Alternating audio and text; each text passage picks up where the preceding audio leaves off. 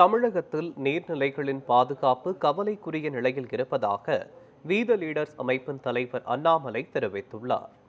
இந்தியாவின் 80வது சுதந்திர தினத்தை முன்னிட்டு 80 சுதந்திர போராட்ட தியாகிகளின் நினைவாக மரக்கன்றுகள் நடும் நிகழ்ச்சி மதுரை வைகை நதிக்கரையில் நடைபெற்றது. இதில் வீத லீடர்ஸ் அமைப்பின் தலைவர் அண்ணாமலை கலந்து கொண்டார்.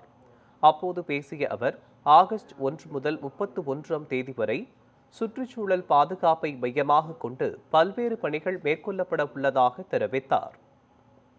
வைகை நதியை சுத்தம் செய்ய 1 ஆண்டு காலம் அவகாசம் அளிக்க வேண்டும் என கேட்டுக்கொண்ட அவர், கல்லூரி மாணவர்களை இணைத்து வார இறுதி நாட்களில் தூய்மை பணிகளை மேற்கொள்ள வேண்டும் என வலியுறுத்தினார். அன்பு சொந்தங்களே, இது ஒரு நாள் அல்ல, மறுபடியும் சொல்றேங்க, எல்லா வாரமும் வரணும், மரமும் வைக்கணும். காரணம், நமக்காக நம்ம பண்ணல, ஊருக்காக பண்றோம். எதையும் எதிர்பார்த்து பண்ணல, இயற்கைக்காக பண்றோம். இயற்கை இவ்வளவு எடுத்துக்கிட்டோம், திருமணம் இவ்வளவுதான் கொடுக்குறோம். அதனால தயவு செய்து இன்னைக்கும் செய்வோம். வெயில் வர்ற வரைக்கும் செய்யுங்க. ரொம்ப உங்க உடம்ப வருத்திக்காதீங்க. முடியாதவங்க லேடிஸ் இருக்கிறீங்க, வயசானவங்க இருக்கிறீங்க, 4 மணி நேரம் பண்ணிட்டு தயவு செஞ்சு நீங்க கிளம்புங்க. அதனால இது 4-5 வாரம் செய்ய வேண்டியது. அடுத்த வாரம் இன்னைக்கு வந்தவங்க தயவு செய்து உங்க கூட இன்னொருத்தரை கூட்டிட்டு வாங்க. வீதியோட அமைப்புல இல்லாத ஒருத்தரை கூட்டிட்டு வாங்க. அவங்கள மோட்டிவேட் பண்ணி கூட்டு வாங்க.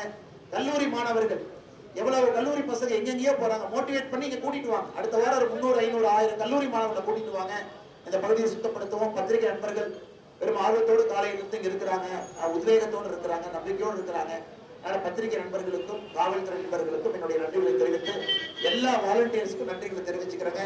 500, 1000 ஆகட்டும், 1000, 10,000 ஆகட்டும், கொஞ்சம் கொஞ்சமா பணியை செய்யுங்க. மேடை போட்டா நிறைய பேர் வருவாங்க கேட்பதற்கு. பரவாயில்ல, சந்தோஷம்.